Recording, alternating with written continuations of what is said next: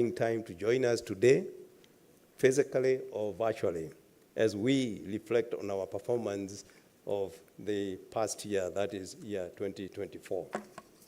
Before I proceed, I wish to thank all our stakeholders, shareholders, customers, staff, regulators, and other partners for their unwavering support and trust in our business over the years. KCB will not be the regional powerhouse that we know today if it was not for you. You are indeed the bedrock of our success, and for that reason, we salute you. I acknowledge the directors of the KCB Group Board, subsidiaries, both the board and the subsidiaries, for their dedication, continued support and commitment to providing oversight, governance, and effective leadership to our business.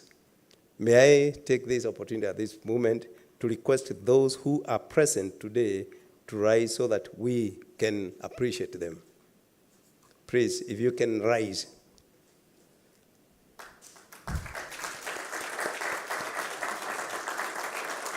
I can see we have Alice there.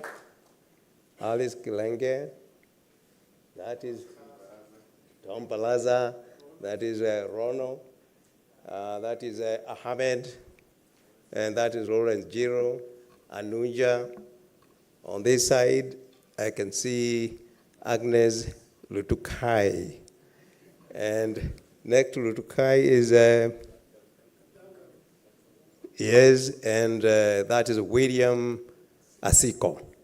Karibuni. Did I see somebody else that I missed? Oh, yes. Oh, Pole sana. Na huyo ni? Yes, yeah. So, welcome. Those are the people who have been trying to ensure that this bank continues to be a bank that shines not just in Kenya, but in the region, and our intention is to see ourselves shining beyond even the continent of Africa. In the same breath, allow me to thank the group leadership team led by the group CEO, Mr. Paul Russo, for diligently steering the ship and ensuring that KCB continues to deliver value to its shareholders.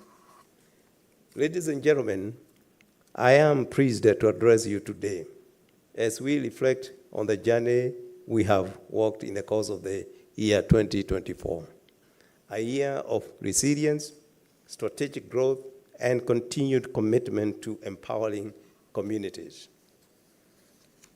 Ladies and gentlemen, before we present to you the financial results, allow me to give an update in the course of the year 2024, a year of resilience, strategic growth, and continued commitment to empowering communities. Ladies and gentlemen, before we present to you the financial results, allow me to give an update on operating environment, major economies, to contain inflation and geopolitical uncertainties that disrupted trade and investment flows. It is, however, encouraging to note that the East African region has continued to show signs of resilience and promise of growth. Economic growth remained relatively stable, averaging around 5.2%. The regional economy benefited from infrastructure investments, increased trade integration, and recovery in key sectors such as agriculture, manufacturing, and digital financial continue to show signs of resilience and promise of growth. Economic growth remained relatively stable, averaging around 5.2%. The regional economy benefited from infrastructure investments, increased trade integration, and recovery in key sectors such as agriculture, manufacturing, and digital financial services. However, inflationary pressures and currency fluctuation pose challenges, particularly in economies within the region that are heavily dependent on imports. Despite these dynamics, KCB remained steadfast in supporting businesses individuals, and communities, leveraging our expansive footprint across the region. Secondly, our investment in the regional businesses continue to bear fruit. The subsidiaries recorded impressive performance, as will be disclosed shortly in the financial statistics that we'll be getting not too long. And I can tell you because of that, but I will not say for now where exactly. I feel a bit happy compared to last year, same time. As we continue to expand, our operational resilience remains a cornerstone of our growth and expansion strategies. It has allowed us to adapt swiftly to economic shifts, maintain service excellence, and manage risks effectively. This set of results demonstrate the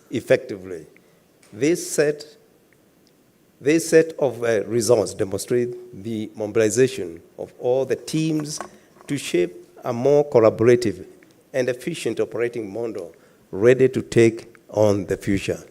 Indeed, this is why I felt we needed to appreciate our team, because they have been working as a team, not as individuals, and that is what has made us to see better results that we have seen, and which we believe will be able to continue to move in that direction. Thirdly, we are still going through the motions of securing the liquid site approvals on the sale of National Bank of Kenya to Access Bank.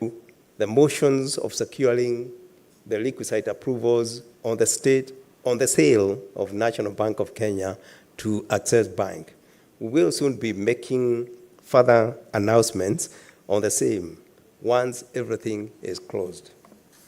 Fourthly, I wish to reiterate that the KCB Group governance structure remains solid, deliberately so. We have instituted governance frameworks that are not only aligned with regulatory requirements, but also benchmarked against global best practices. These structures ensure a clear delineation of roles and responsibilities, fostering a culture of integrity, innovation, and operational excellence. Lastly, but not least, our commitment to sustainability remains at the core of our operations. In 2024, guided by our conviction of the importance of environment to sustainable development, KCB Group made significant strides in environmental, social, and governance, what is called ESG initiatives. Some of these include allocation of 19.5% of our loan book to green projects, including renewable energy, climate-smart agriculture, and energy-efficient solutions, and planting 1.3 million trees through the Leader Meet initiative, thus contributing to the national afforestation agenda through strategic partnerships and support. Ladies and gentlemen, as we navigate through the year 2025, our focus remains on innovation, leveraging group scale and capabilities, and deepening financial inclusion. We will continue leveraging technology to enhance banking services while driving impactful initiatives that contribute to the economic growth and environmental sustainability.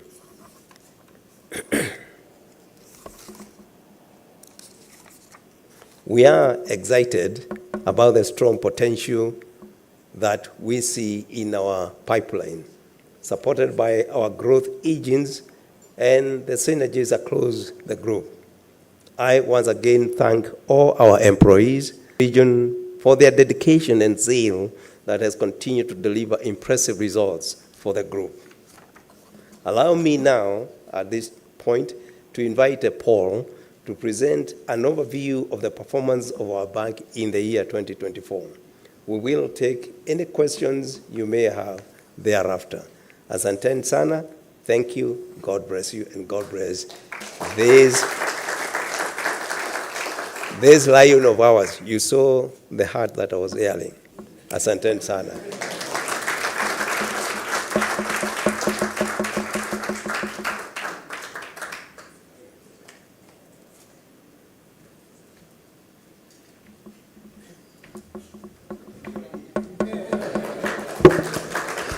was ailing.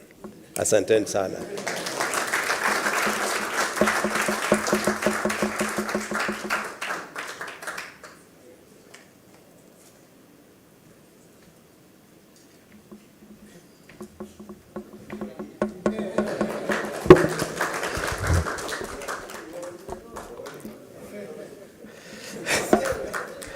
A round of applause for the group chairman.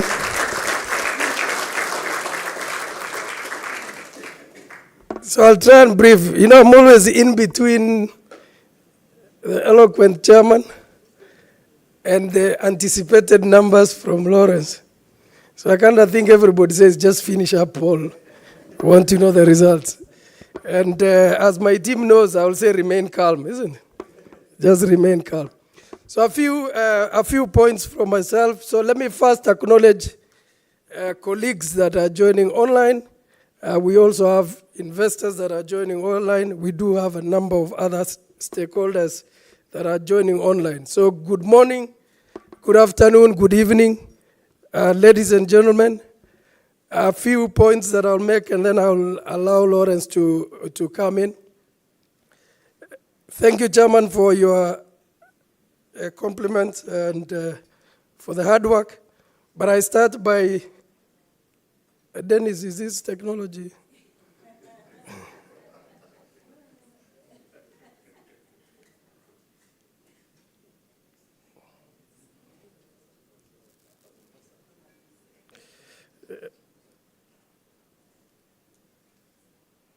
Yeah, good.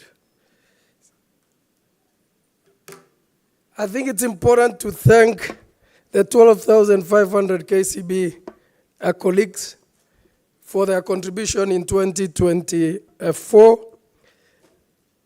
Like chairman, I don't want to speak about, what Lawrence will announce, but I truly want to thank the group board and all the subsidiary boards. I want to thank the executive team. It's been a tough 2024, but we've had our building blocks in place. So I'll do two things, just reflect, and then I'll spend a little bit of time talking about some 4 pillars that I think will define our 2025. I think that's more important because the balance scorecard for 2024 is gone. I think I need to tee up the balance scorecard for 2025. So we remain the largest bank institution in the region on footprint, opening doors for millions of people. It's very important that we brought down our branches 61 year-on-year post-merger, particularly in Rwanda. Many people keep asking me, Paul, you're investing in technology. What change has come through the branches? Now we are seeing that strategy delivering. 33 million customers at branches. Now we are seeing that strategy delivering. 33 million customers. But most importantly, you will see the growth of use of technology. I think it's very important to also highlight that we run, multiple brands within the group. And what you'll see down there just highlights the core of those brands. I want to talk about the impact that we've had on customers. And as I promised a few of my members, I'll be very, very brief as I go through this, because these slides will be posted. At the heart of, in that slide, for me, are the products that the teams have brought to life in 2024. So, and that's the whole bouquet of the 10 plus entities that we have. The amazing work being done by KCB Investment Bank, the amazing work that is being done by KCB Asset Management. When you see something like Magic Connect, that is NBK solution for water, a cross-border payment by Digital Financial Services. We are the first entity that now can support, transfers of funds cross-border across the region.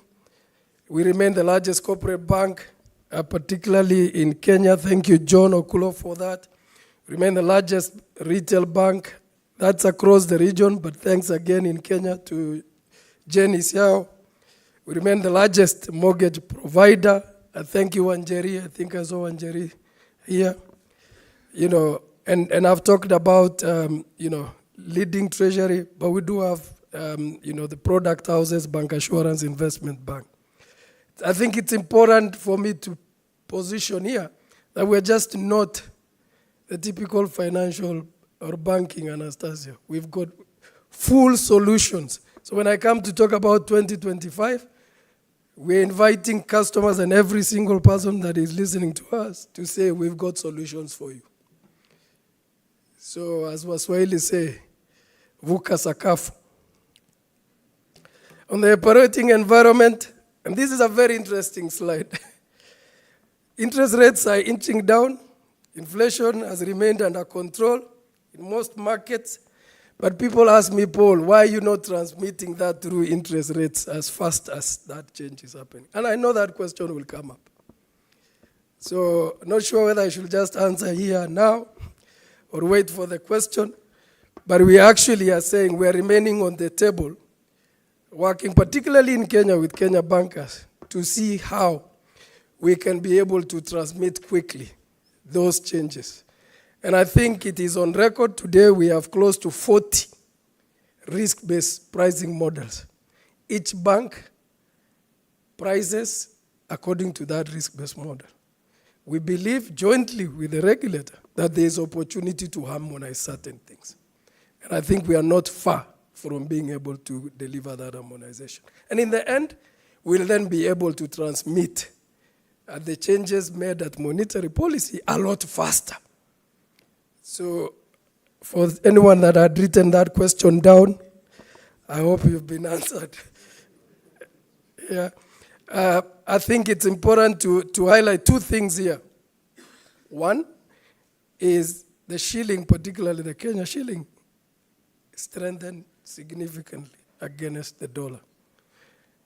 That has the good side, that has also the pressure side. So when Lawrence reports in Kenya shillings, it doesn't matter how much you've done in Tanzania.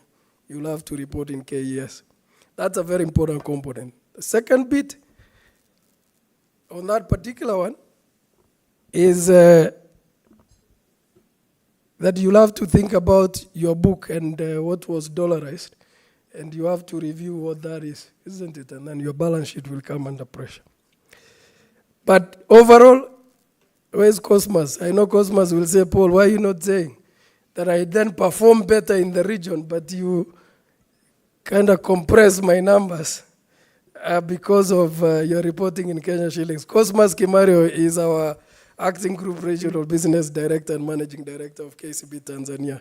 So Cosmas, don't worry, we don't change balance scorecards. We just ask for more. I think I've gone through this, and it's very important for me to just reflect on 2024, 2026. We are on track. We've just closed 2024 as part of that strategy of transforming today together. We are into month 3. For the colleagues online and in the room, we are into month 3 of 2026. So Q1 reviews are just around the corner. I know some people would have guessed that I will say that. We've got to, and I'll speak about what we want to do in 2025, because I believe if you speak about it, you'll be held to account. And every colleague then will understand that, David, isn't it? So I'll come to that. We've got a few pillars that I want to touch on customer-centered value proposition. Thank you, Anastasia. Female-led and managed enterprises, what we call FLAME. We've lent 139 billion as at December 2023. And I'm sorry, gentlemen in the room and those online, it has the lowest NPL. We've committed that we will target to 50 billion. But we've also rolled this product across the region. So thank you to Kenya for taking the lead. We need to adopt and drive that going forward. We are enhancing value proposition. There is a lot that we are doing on the SME world. I don't shy. There is money in churches. Even if they are going to keep, we have rolled out Worship 360 for faith-based organization. Everyone is welcome to KCB. I think, as I said earlier on, we have sustained our market-leading role both in housing and trade finance. I think one element, and I know that that gentleman is not here, but John, you can deliver the message. The work that George Kiluva and his team are doing, it's important that we acknowledge, and I can say we are the #1 bank in trade finance, without doubt. So thanks to that, the subject matter experts, and I'm glad that he now will oversee the entire group to try and make sure that that best practice is driven to the next level. In terms of leveraging group capabilities for efficient scale, I just want to mention two things. Breaking news, our cost-to-income ratio is down to 45.4%. It's down from 50.3%. The analysts who I normally call A students, you can start doing your calculation. Some of us went to Bachelor of anything, and therefore we've got to let A students do the things. I think it's just important that you can see that our centers of excellence are starting to deliver. We've got group treasury that has come through to optimize across the group. I think I mentioned earlier on, thanks Angela and your team for delivering the Pan-African Payment and Settlement System, becoming the first bank in East Africa to integrate the platform into its operation. As Chairman said, we're at the tail end on regulatory approval on the sale of NBK, but I still want to thank George and his team for doing a great job and steadying that ship in the period that the transaction has been going on. We've delivered an agile group in technology. Dennis, thank you. That is why I'm going to commit certain things about 2025 shortly. Digital leadership, 30% mobile banking up year on year. Volumes in channels, internet banking. John, whatever you did, and Anastasia, and all the regional MDs, we can make that 100% year on year on internet banking. Really appreciate some of those numbers. It's starting to pay. The investment in technology is starting to pay. Both in experience for customers, the convenience, but also value for the bank. But Dennis, as Americans say, thank you for what you've done. What are you going to do next? Optimizing data and analytics. We're lending 1.1 billion per day on mobile. Can somebody say hallelujah? You've got to clap for yourselves, team. Yeah? Thank you so much for the teams that are involved in this. We've strengthened the limit management, and that led to 21% increase in mobile loans disbursed to 407 billion. To sound smart, we use lead generation algorithms to pre-score customers. That has enabled teams to cross-sell and upsell solutions. I thought you'd clap. Very smart. Yeah, I think for the team, sometimes people thought this was preserved for international banks. We are international. KCB is international. Use of natural language algorithm to analyze customer feedback has enabled Job's team for quick resolution and pain points leading to improved customer experience. So thank you, George. I know, Job Njiru, we're not where we need to be, but we've got a plan. Just on sustainability, and I won't take a lot of time on this, we're very clear, as Chairman said, on our governance. We're very clear on the 2024-2026 strategy. We've got to ensure that we enable the communities that work with us. We're screening our loans to make sure that the environmental and social due diligence tool works and delivers for us. But also we've set out targets for loans and green loans. And Eric Naivasha, you're here, there's no free lunch. That number will have to be a lot different when I stand next time, isn't it? No, Thank you, no pressure. In terms of our foundation, and Mendy, thank you for the job you've done in 2024 and your teams, plus the whole retail networks across the group. Youth employment, 13,142 vocational jobs. Training scholarships are worth 727 million. We just don't train, Chairman, we give them tools. 1,789 tools worth 57 million was provided. We've supported 37,078 businesses in 2024, created 60,686 direct jobs in 2024. Thank you. On Mifugo ni Mali, and I always joke, it was there before I came, but the ASAL areas cannot be left behind. We are also training poultry farmers. We are into blue economy, value chains, but we are also going to provide extension services. On education, we've provided 1,259 new scholarships for entry students. And I dare say that the other year for the exams, the best student in the exam was a KCB-sponsored kid. Coming from, if I'm not wrong, it was Kariobangi, is it? It was Kariobangi. We've got to do a lot more on that. In fact, if there's anywhere we need to do a lot more, it's on education.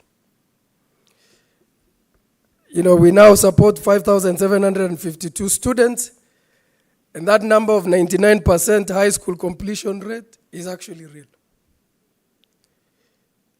It tells you, if we hold hands, if we just chip in, if we just step in, those kids can go places.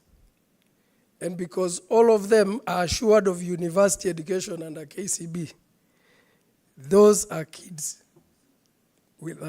but they will be transformative kids in the markets that we operate in. And 13 kids that we operate in. And 13 kids, students, joined Ivy League universities under the KCB Foundation Scholarship. As I bring it to a close, congratulations BPR and TMB. They won the Banga Awards for DRC and Rwanda. Thank you very much. I've told Lawrence that I will not go into the other ones because I'm conflicted. But I think at the end of the day, if peers recognize you, whether at institutional levels or at individual levels, we remain grateful, but we remain grounded. The most important thing is to remain grounded. So we thank all those that have seen what we are doing, but we are challenging ourselves, what more can we do? Now, as I bring it to a close, because this should be the curtain raiser for Lawrence. When I look at 2025, it's a chapter close. 24, it's a chapter close. Maybe I'm too much into 2020. 24, it's a chapter close. Maybe I'm too much into 2025 already. It's a chapter closed. But if I look at 2024, say, what are the 4 pillars that will make a difference in 2025? They are the following. 1 is customer. Defending and standing out for our customer. And when I say doing that, is deeply obsessed. We thank all the customers that bank with KCB, but I'll lead from the front to make sure that we are standing out for the customers. They might not get everything they want, but they deserve to know. They deserve to know in the shortest time possible, and they deserve that we remain present, whatever decision they make. Customer. Number 2, colleagues. It is going to continue to be the competitive edge for KCB. And the easiest way I explain it is if I am okay and one of my staff is not okay, then we are not okay. Like customers, they will not get everything that they want, but they deserve an answer. They deserve it in the shortest time possible, and they deserve that you support them to get out of whatever position they're in. Number 3 is the brand. Me and my kids feed on this brand. We must be the strongest defendants and ambassadors of the brand. If there's anything that is going to stand out, is fighting for this brand. And we're going to turn the 12,500 colleagues. If you add board members, that number is going to be higher. Not just brand ambassadors, but brand warriors. Brand warriors. I think a number of times the brand gets a beating chairman. There must be brand warriors. And an army of 12,500 will be the brand warriors. Finally, on the 4th, as Lawrence prepares to come up here, is execution. Execution. Doing what we said we will do, doing it ahead of time or on time, or getting out of the way for somebody else to do it. It is challenging the status quo, because if you are going to fight for the customer, you must then do what you promise you want to do. If you want to fight for the colleagues, you must do what you said you'll do. If you want to fight for the brand, you must keep the promise of the brand. So those 4 things finishes a balanced scorecard. So if I walk around Kencom and ask a few questions, if they don't add up to those 4, then tunasema rudi kidogo, umepotea njia, come back. On that note, ladies and gentlemen, I hope that Chairman and I have been very good curtain raisers for Lawrence. Thank you so much for your support in 2024. Thank you for the support as we started the year, and looking forward to partnering with yourselves into 2025. May the good Lord bless you. Let's give Lawrence a round of applause.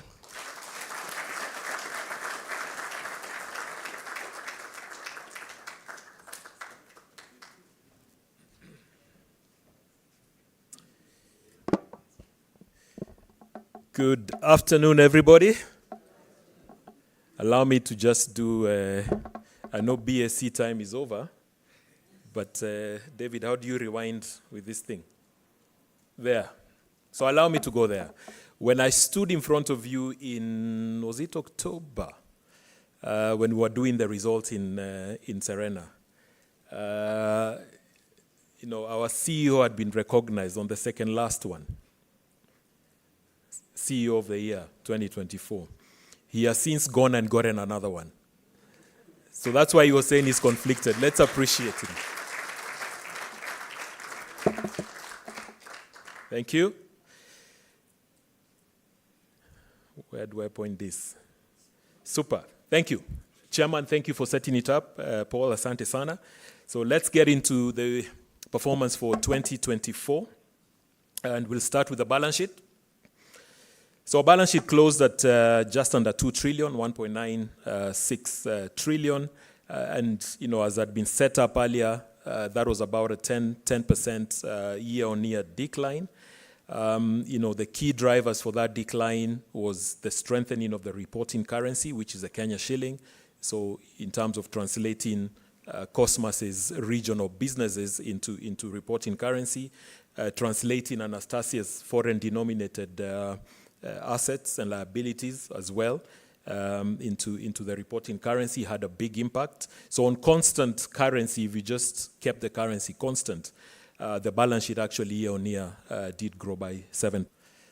When we were doing the results in Serena, our CEO had been recognized on the second last one.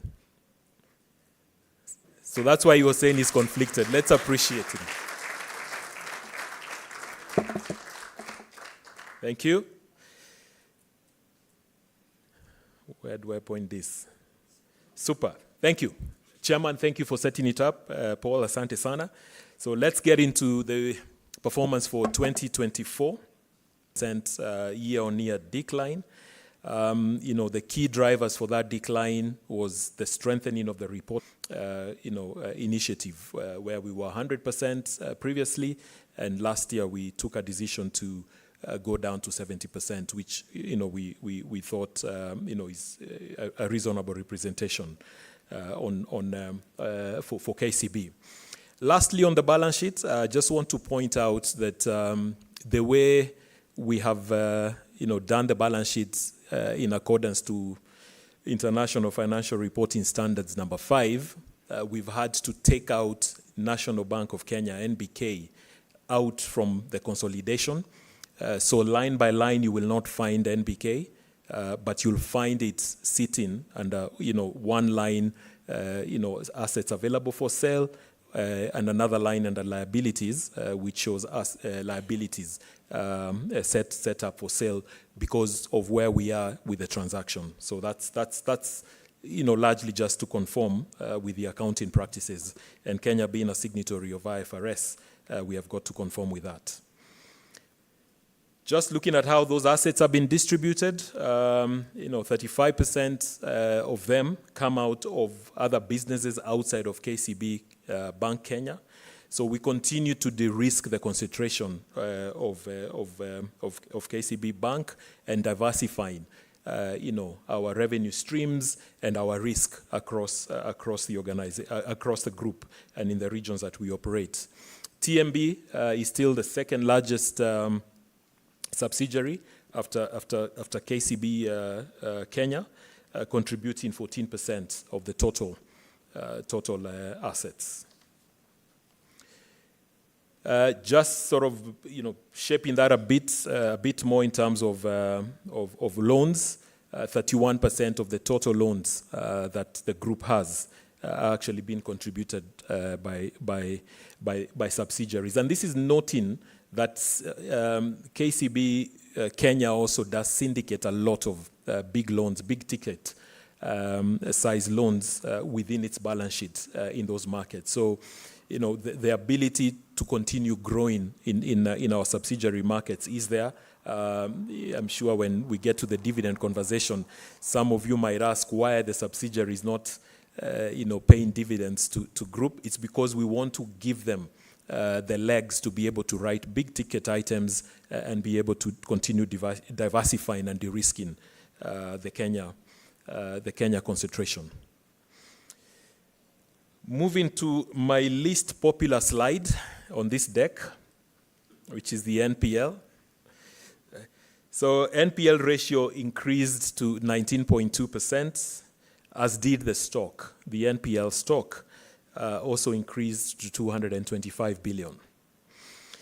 The good news, if you can call it that, is that when you compare the growth between 2022 and 2023, and compare 2023 and the end of 2024, you can see that the growth in the latter part is a lot lower. So single-digit year-on-year growth on the stock from 208 billion to 225, that's about 8%, whereas in 22-23, we had almost a 30% increase.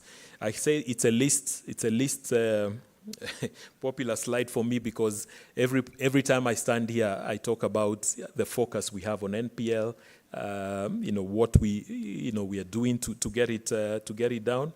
And I can see my good friend Bernard Okello is here. So all of you who have questions on NPL, Bernard is that guy sitting with a striped shirt, with a striped tie. The main contributors of that stock are two, KCB Bank Kenya, about 11 billion growth in stock, and NBK that had about just under 6 billion growth in stock. And you can see also, in terms of the NPL ratio itself, those are the two main contributing entities on NPL. In terms of sector concentration, where the NPL is coming from, the main sectors that have been impacted is manufacturing, which in our books, the NPL in our book, 20% of that is coming out of manufacturing, 22% is coming out of real estate, about 13 is coming out of building and construction, and 14.6% is coming out of the largest part of our book. So about 35% of our book, our loan book, sits under what we call personal consumer household. The good news is it has a single-digit NPL, which in itself is quite high. If I go back 3-4 years, it used to be something like 2-3%. But this has been largely impacted by a lot of the scheme loans, university. You are all aware about the university funding issues. Some of the scheme loans we have with counties have contributed to that growth. In terms of coverage ratio, we've talked about getting to 70%. We are not there yet. We are closer to it from a regulatory coverage point of view, slightly way behind on IFRS. But the good news is that the trending is going in the right direction. Some of you might say it's a bit slow, but we are trending towards getting to the 70% coverage target. When you add collateral and you add the risk share guarantees that we have with some of the partner DFIs, the coverage ratio does go beyond 100. Just looking at deposits and how the deposits have been distributed. So we saw an 18% drop in deposits, and that's when you take out the entire almost 100 billion, I think, of deposits of NBK. If you do a like-for-like, it's about 12% drop. And the main driver for that drop in deposits is the market share that we ceded in the G2G. The mix itself hasn't changed drastically, from when you compare demand versus the others. So you're still almost 60-40.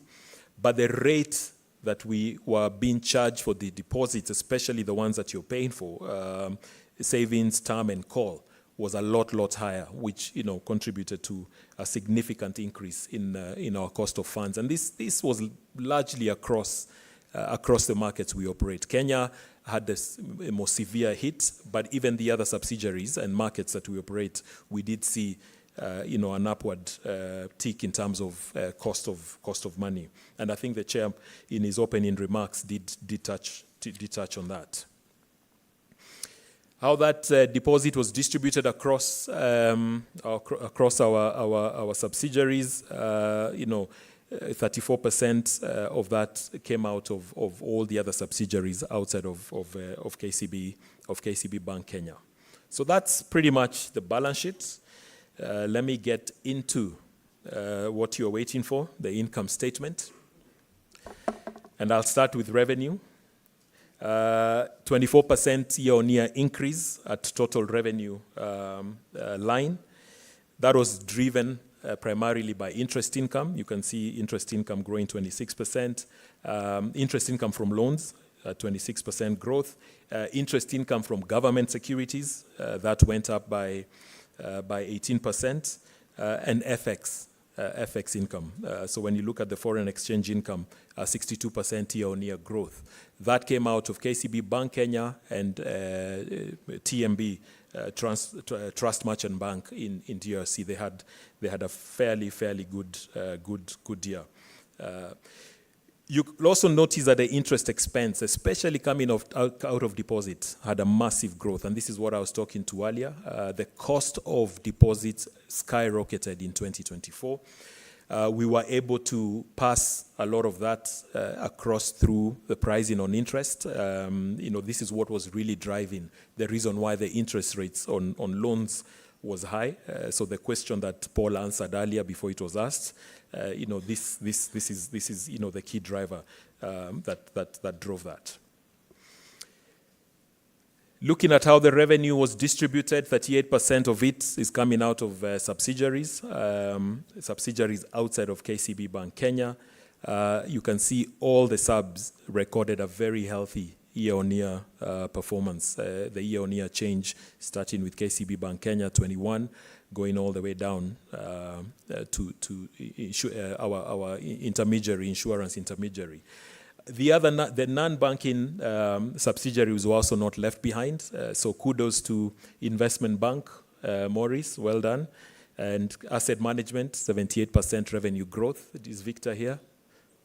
Yeah, Victor as well, yeah. So, it was a well sort of balanced growth across our entities. Looking at the interest margin, which I sort of touched on a bit, so we were able to protect our margin, so much so it closed at 7.6, with an increase from 6.5 last year.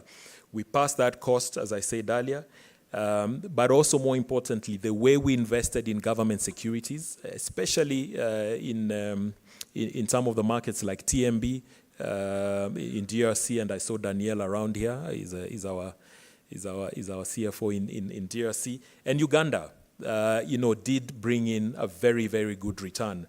Bring in a better asset yield for our assets in those markets that contributed to that increase of about 110 basis points at NIM level. Looking at costs. Overall, I'll say, we did a fairly good job. We kept costs at single-digit growth, 9%.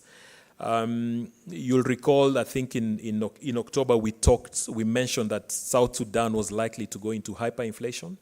It did go into hyperinflation. When you do hyperinflation accounting, you either get a loss on monetary assets, or a gain on monetary assets. This time it is a loss because the CPIs are quite high. We load that loss into our overall costs. And so when you add that, that's why you see 11.8 year-on-year cost increase. But the real underlying costs, without that, grew by 9%, which is a single digit. Paul mentioned about the cost-to-income ratio dropping from 50 to 45.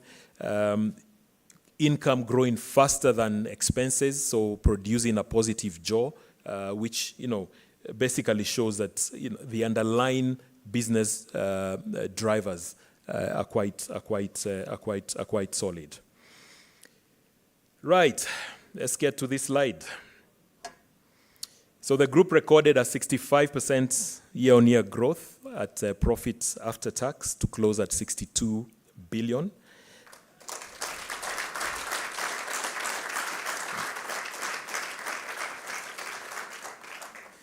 Thank you. Maybe let me point out that the base was also low, yeah? So that you don't hammer me next year when I don't come with a 65% year-on-year increase. But from that, waterfall, you can see the bulk of the delivery of the profits came from top line. If it comes from top line, it means that the products that Paul was showing earlier are bearing fruit. They are the ones that are driving your income. They are bringing in the income. It's not so much about cost cutting. It is about ensuring that our fundamental business drivers are the ones that are delivering the number. We managed to keep costs at a manageable level. We also had year-on-year sort of positive it's not a write back, but it was, when you compare the provisions year and year, the 2024 provisions were slightly lower. If you recall, 2023, we had a massive swing in the FX, which necessitated us to take additional provisions because the collateral we have is valued in shilling, not in dollars. But that contributed about 3.7. The bulk of it is really coming out of net interest income, non-funded income, the two of them, almost 40 billion year-on-year growth. Cutting that across the subs, 30% of it has come out of our subsidiaries. If you look at the year-on-year growth, very, very good year-on-year change across all our subs, with the exception of BPR and KCB Uganda. And South Sudan. South Sudan, we're not comparing apples for apples, to be honest, because 1 year is proper accounting, the other year is hyperinflation. So the subsidiaries, that were concerned, and Cosmas is looking into this, is BPR and KCB Uganda that had a year-on-year decline. But overall, a very good performance. Coming to dividends, I saw some shareholders here. I'm sure they were waiting for for this slide. Yeah. You remember we declared an interim dividend and paid of 1 shilling 50 cents. I think we paid it in October. The board is recommended another to mirror that, so another 1 shilling 50 cents as a final dividend to make the total 3.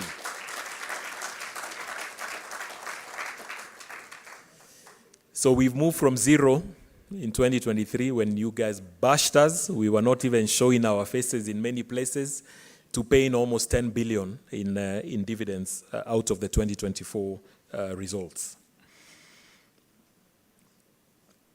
In terms of capital, this slide actually, when you look at single out KCB Bank Kenya, what a difference a year makes. That's all I can say. When we were here, I don't even need to say anything more. When we were here last year, the buffers of KCB Bank Kenya were non-existent. We were almost just at regulatory. Now look at the total capital and core capital. And this is after paying dividends. So a fantastic turnaround, Anastasia and team. Thank you.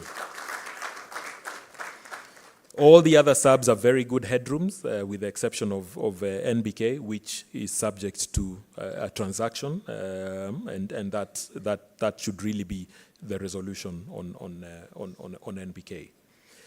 Looking at return on equity, fairly good at group level. Almost 25% return on equity.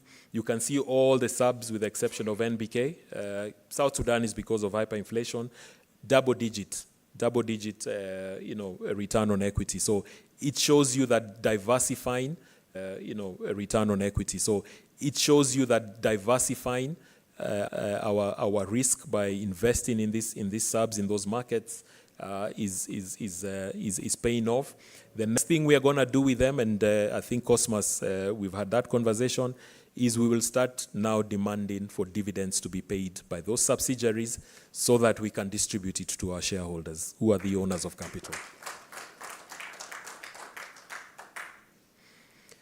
Finally, just looking at the scorecard, what we had given as an outlook for 2024, we have 3 reds. I've talked to the NPL. The cost of risk is higher because we actually did take decisions to increase our provisioning as we move to that journey of getting to 70% coverage. And we've talked about the deposit growth, which is shown as a red. So I think with that, and Paul did allude to this, we really do bring now 2024 to a close. We now start looking at 2025, and that's why we have the 2025 outlook there. I think the staff who are watching online, 2024 from today becomes a comparator. It is what you'll be measured against. It is the base that has been set, so it is what we are going to be talking to you about if you're lagging behind compared to 2024. So I will bring the presentation to a close at that point, and happy to take any questions for people. Thank you.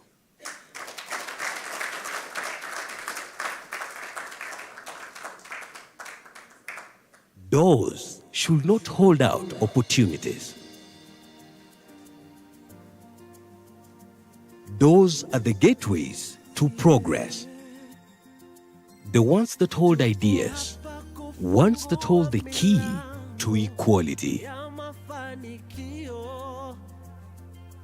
Let's take doors to places where there are none and bridge the distance by connecting the past to the future. Let's open big doors and small ones.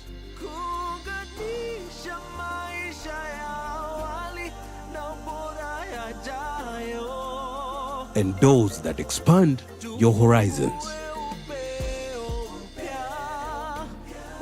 and those that close deals.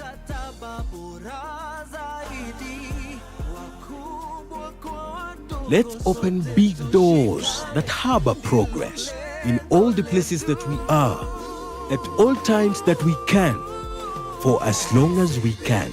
KCB ni yetu. KCB ni yangu. KCB is mine.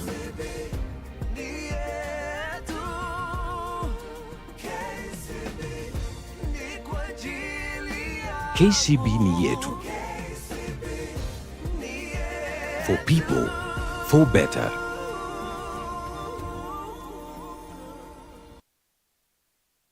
Doors should not hold out opportunities. Doors are the gateways to progress. The ones that hold ideas, ones that hold the key to equality.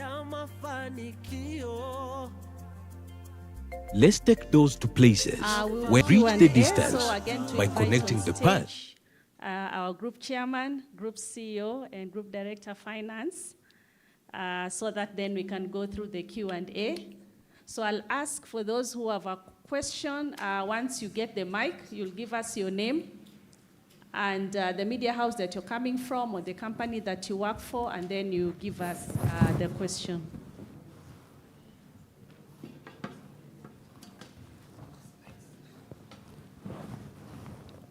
So there's a question that has been asked online about the status of Access Bank acquisition by NBK, but I think that one went through the slides, so we'll not repeat it. So one of the questions that has come through is, how is the bank supporting distressed customers with the NPL that we have seen that's going up? And then also on the CBK licensing fees for banks going to impact customers. Is that something that we have been looking at from or the company that you work for? And then you give us the question.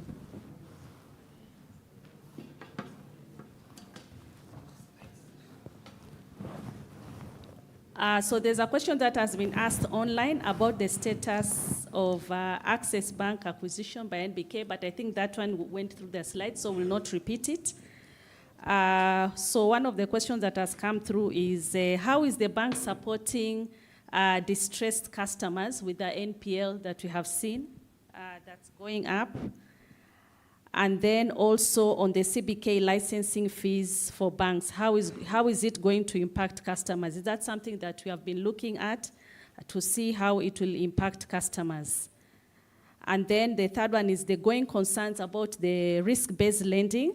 What is the future of this framework, and what should customers then expect from banks?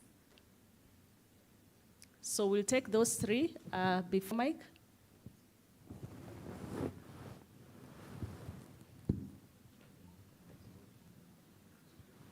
Go ahead. Congratulations to Russo and team for such an impressive turnaround. I have two questions.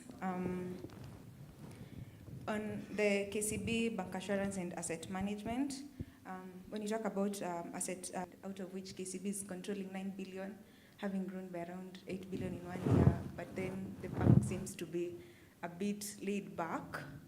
What is the picture for KCB unit trust scheme this year? Is the party over, or is KCB still playing in that field? Also, I saw a very interesting slide on data. Would you kindly share what initiatives KCB has on data and the progress in that field? Also, I saw a very interesting slide on data. Would you kindly share what initiatives KCB has on data and the progress so far? I've seen, I think, 1.1 billion being lent per day, but I'd like a bigger picture of how KCB is dealing with data. Thank you. I think we'll take those 5 questions for now, and then we'll take the next set.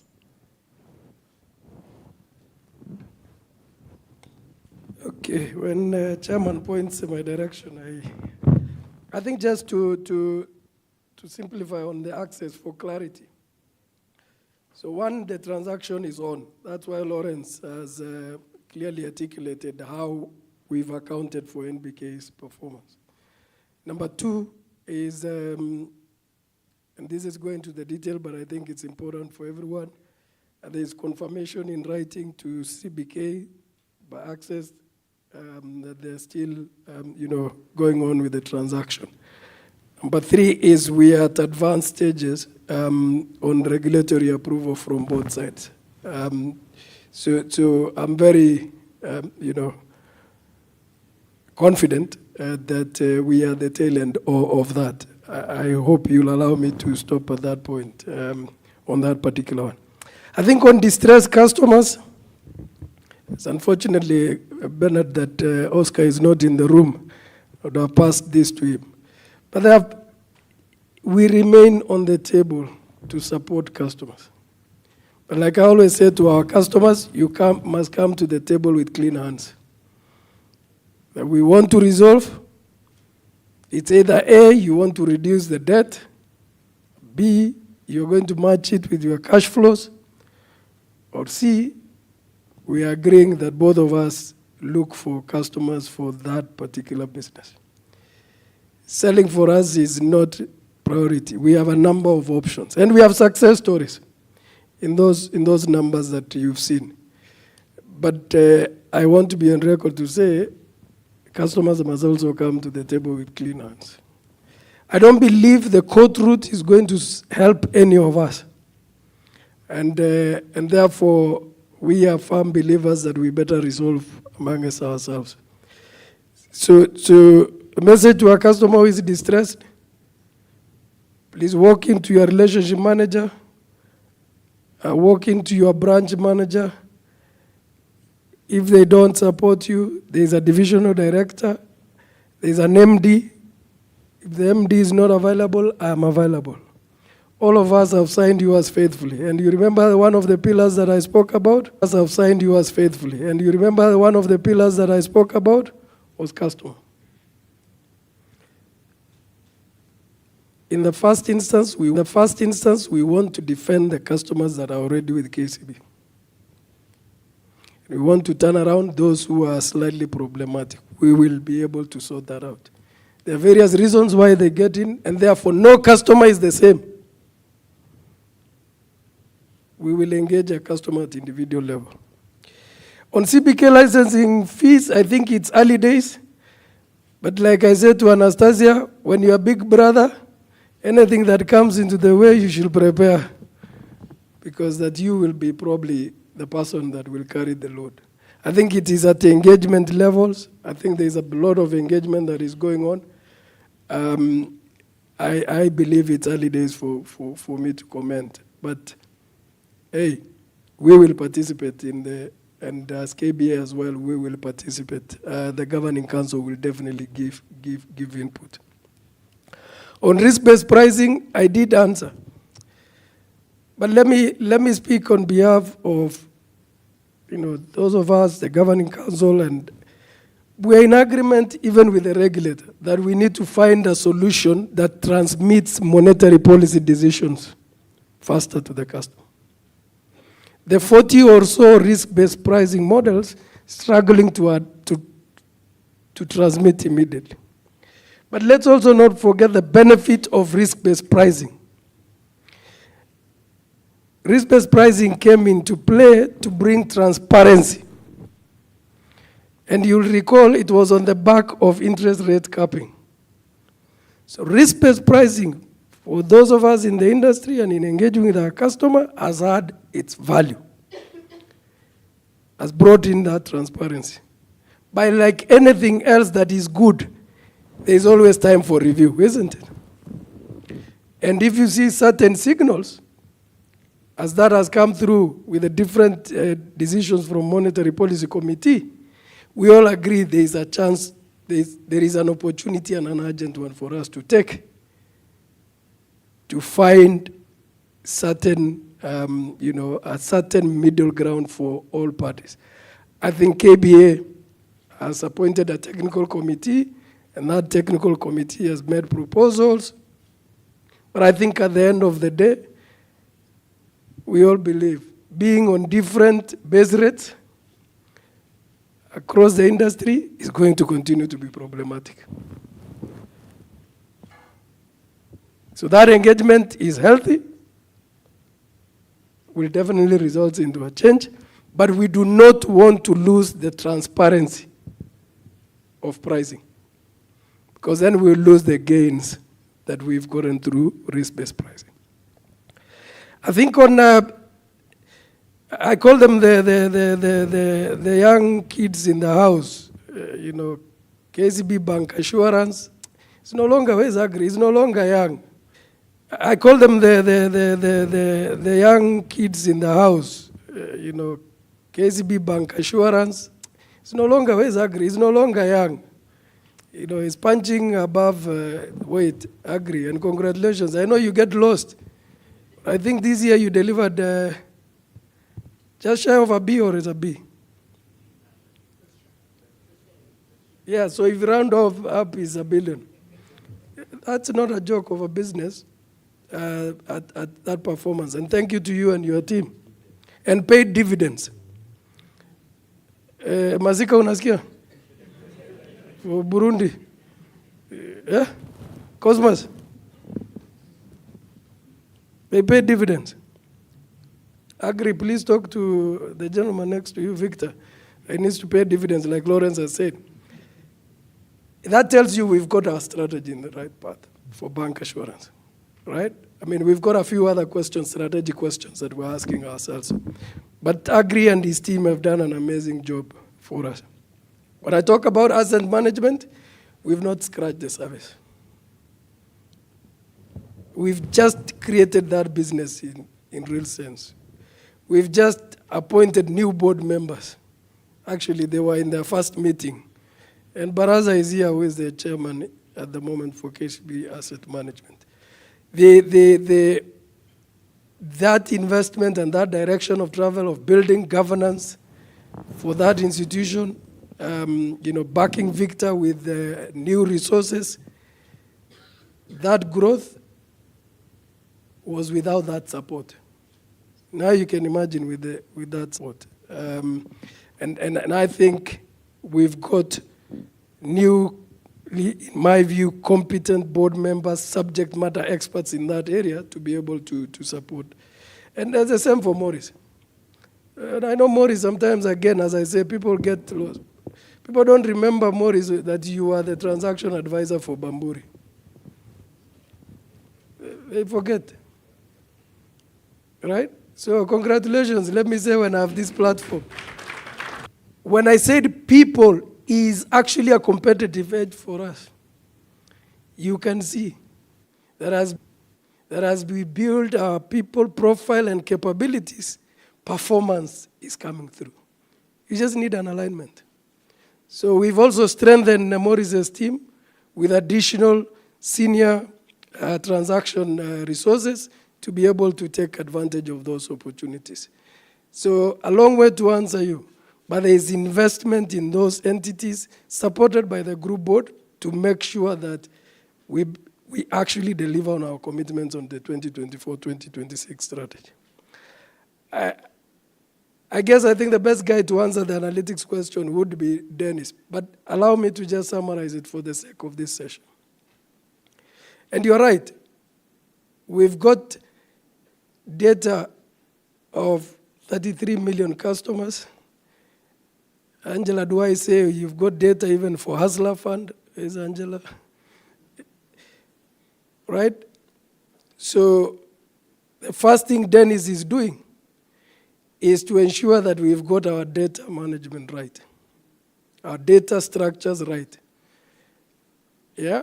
Master data management, isn't it, Dennis? Now I sound bright. Yeah, master data management. And also bringing all our entities onto the same platform and same capabilities. That is just at the tail end. We've deployed bots, algorithms, we've done a lot in terms of mobile lending using technology. But I think we are sitting on a mine. And before talking too much of our strategy, we've got a plan. And Dennis is firmly, and Angela firmly in the driving seat for that action. And actually, the group strategy and IT committee tracks that, that piece. Let me stop there so that I don't hog space. I saw some hands up. Chairman would like to make a comment. Good afternoon once again. Yeah, or is it evening?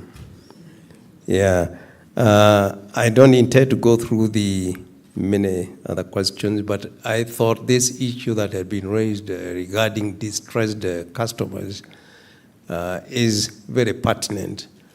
And what Paul has, indicated is very, very correct. You all know our vision. And good afternoon once again. Yeah, or is it evening? Yeah, I don't intend to go through the many other questions, but I thought this issue that had been raised regarding distressed customers is very pertinent. And what Paul has, indicated is very, very correct. You all know our vision. And as you can see, we are for the people, for better. We do care. We are not there just to make profits. And this is why under our foundation, and you heard when it was being explained by Rollins on our financials, the support we have done, because we believe in that social responsibility. Within that spirit, and this I can say because I know, if I take the example of Anastasia, she has been handling quite a number of cases of people who have had challenges, and giving them enough time to be able to walk through, to appreciate what challenges they may be facing, and to work together on how they can be able to have a plan that will help to streamline and ensure the business is performing in a manner where they can also respond positively by servicing their debt. So we are a bank that cares for people, for better. We mean it. It is not just a joke. Asante.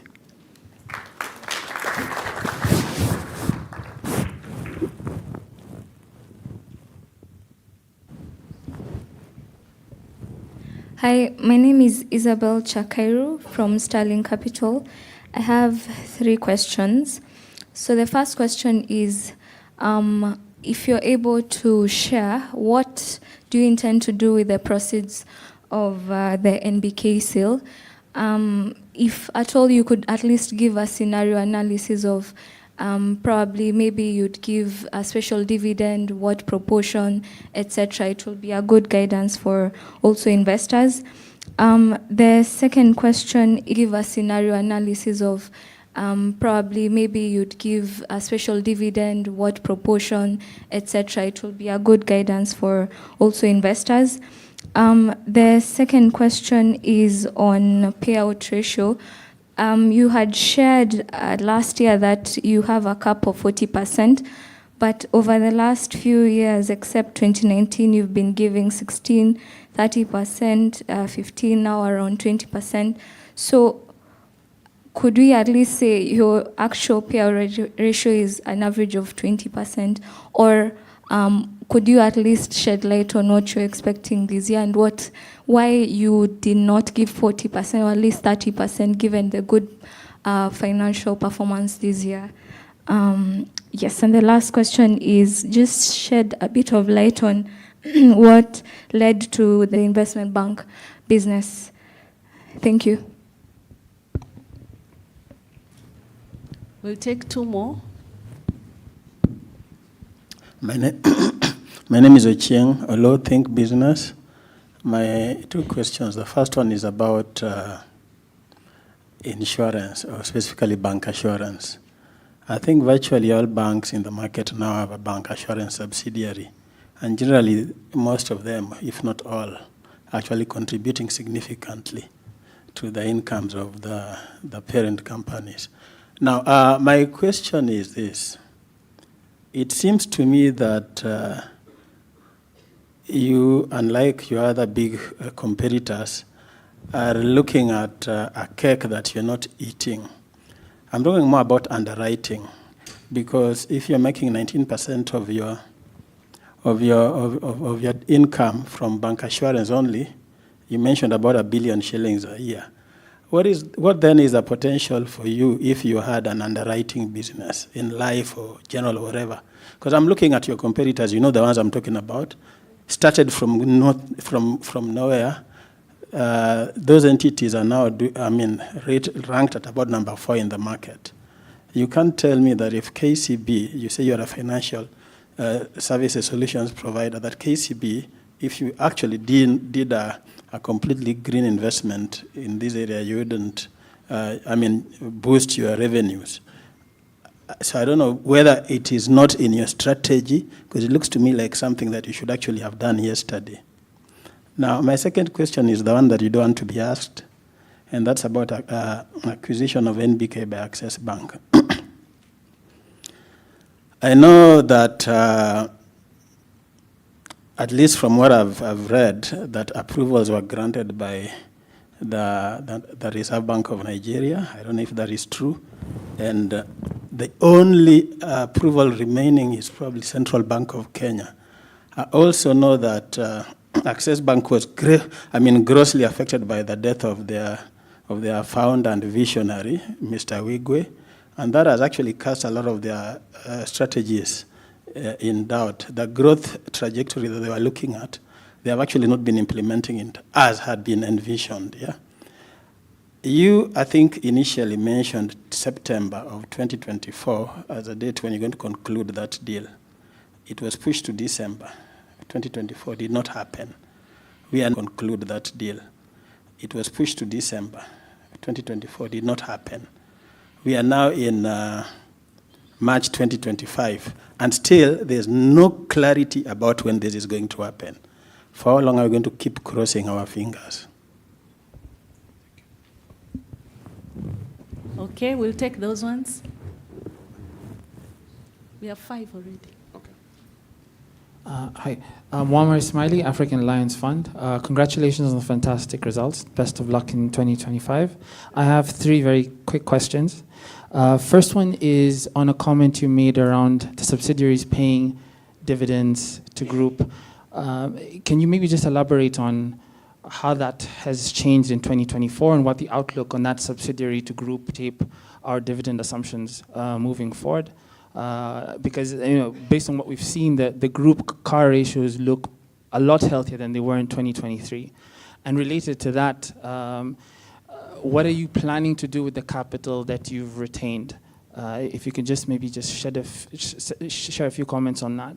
Second question is just a clarification on the IFRS treatment of NBK. Have you also removed those numbers from the 2023 statements? Sorry, I'm sure I can see this when I look at the published accounts, but have they also been removed from the 2023 statements? If you could just clarify that. And the last question is for, I guess, the credit collection, or the asset quality management department. There was an approval for the Kenya Roads Authority Board to issue a bond around 135 billion shillings so that the government can settle some pending bills. Do you guys have visibility on which vendors are going to be paid, and if so, what kind of impact that would have on improving your asset quality, particularly for building and construction? Thanks. Lawrence, do you want to take?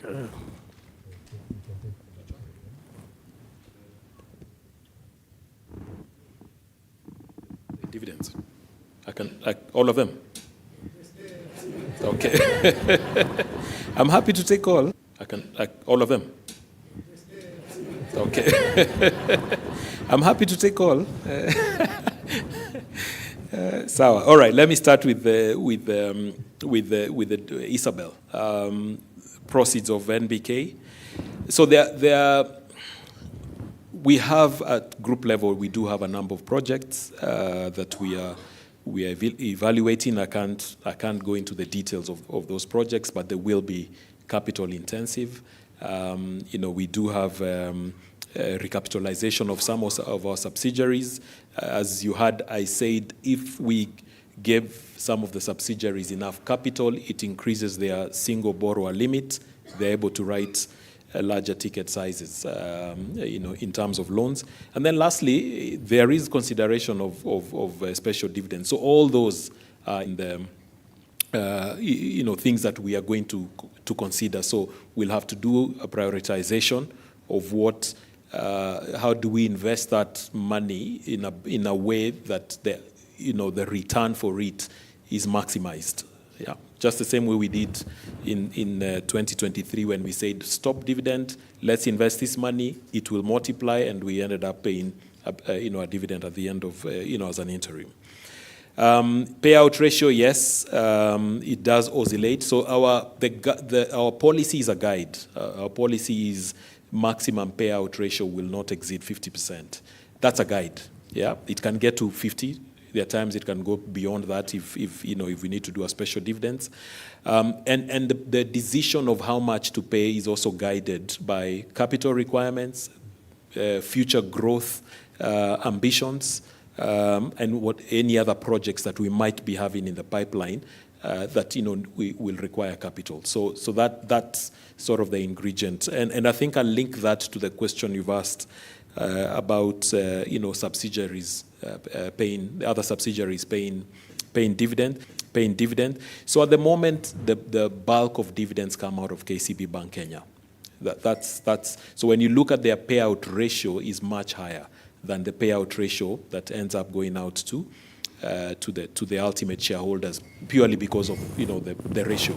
Their denominator in terms of profit is lower than group, because the other subs are not doing their part. We've given them time to grow, to be able to get better buffers of capital.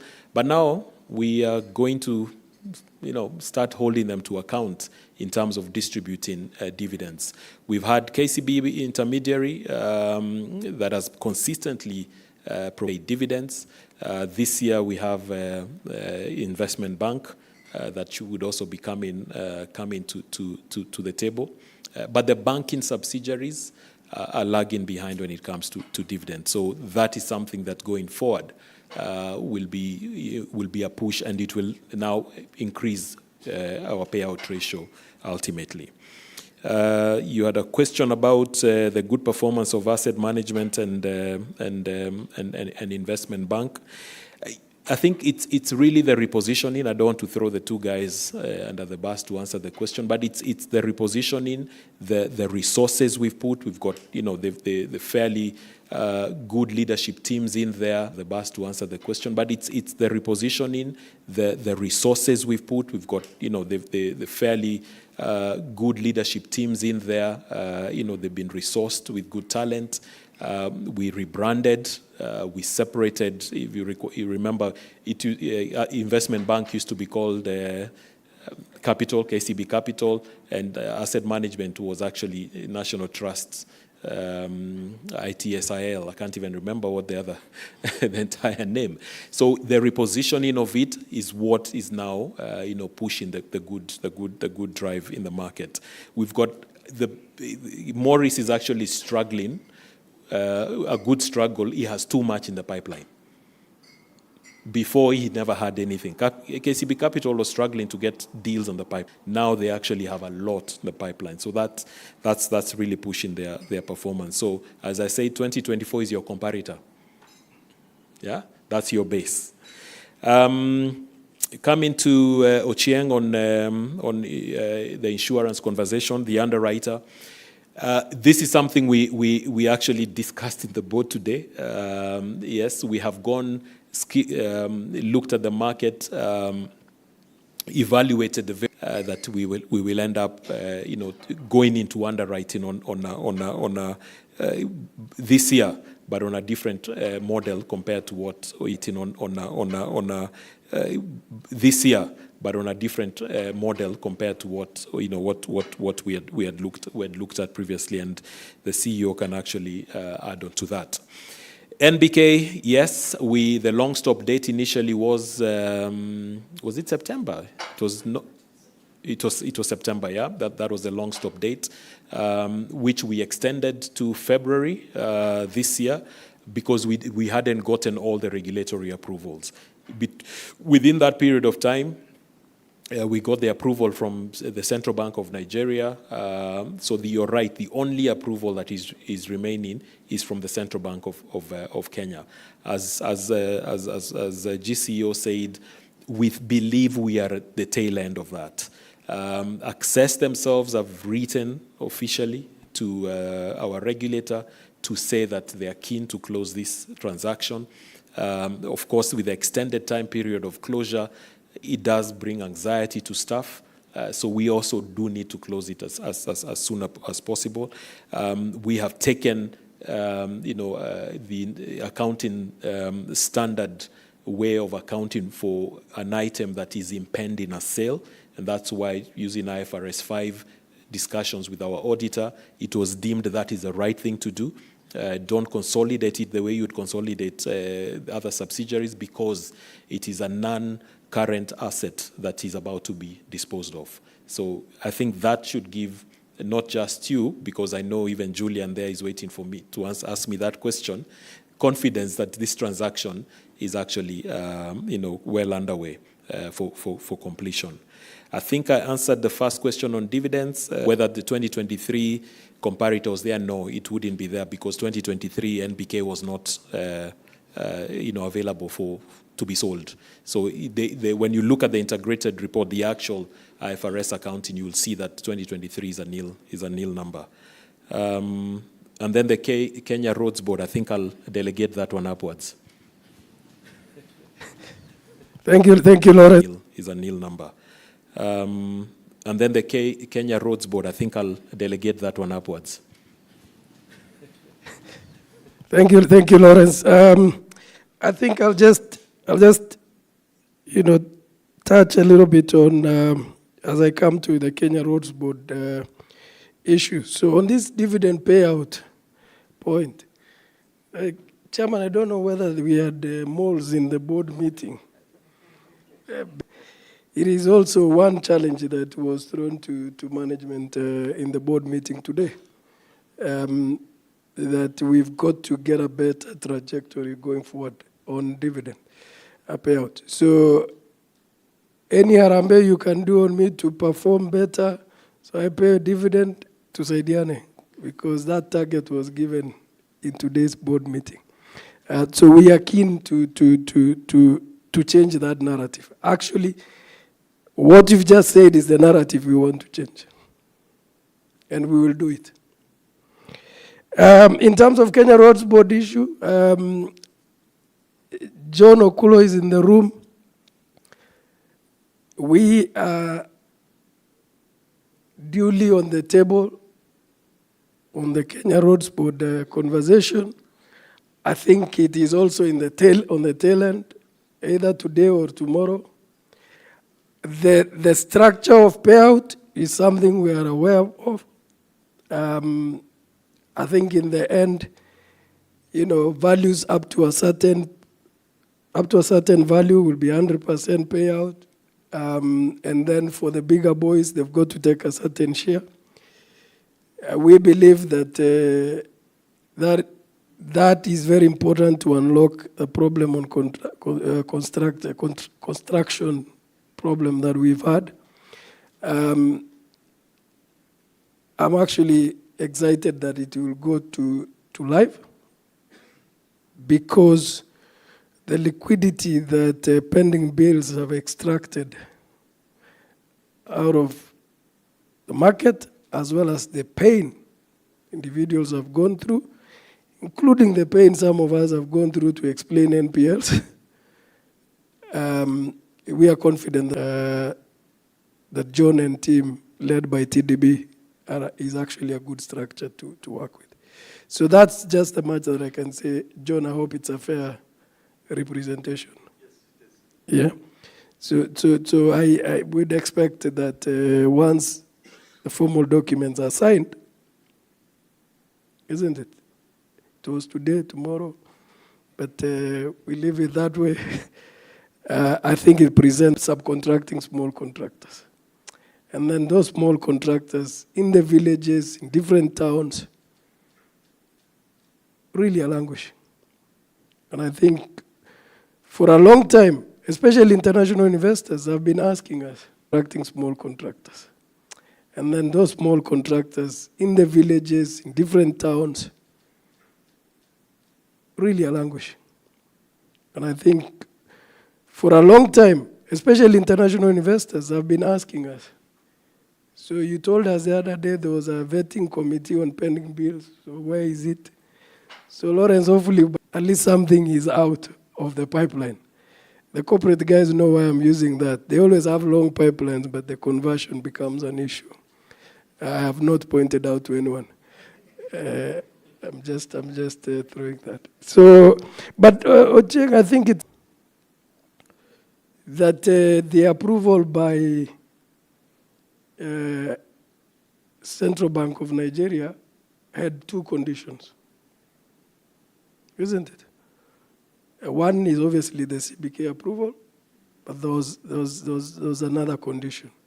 That letter to CBK was updating also from Access Bank what they've done, and it was copied to the regulator to conclude those conditions. So in a way, I don't want anybody to say then that was a clear approval. There was a condition and a process to complete that condition, regulator to conclude those conditions. So in a way, I don't want anybody to say then that was a clear approval. There was a condition and a process. CBK here as the person that is not doing anything. We are in touch as late as even today. I want to assure you that as late as today. And like Lawrence said, George reports to me. I owe him an answer. Laban, we are not catwalking in resolving this. Yeah, Cheng, I know we've had conversations before, so you'll understand my choice of words. We are not. Judith, I don't know whether we're closing here or you're doing another round, because we have interviews that we need to.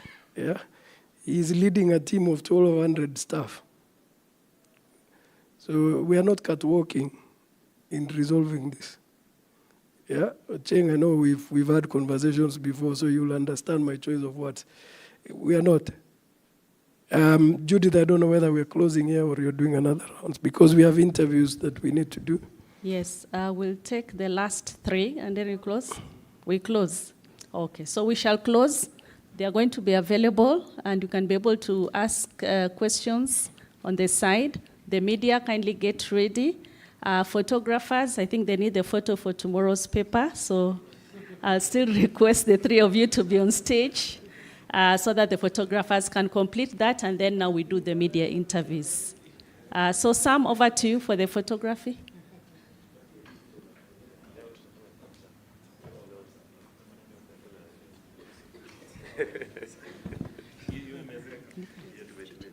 Oh, okay.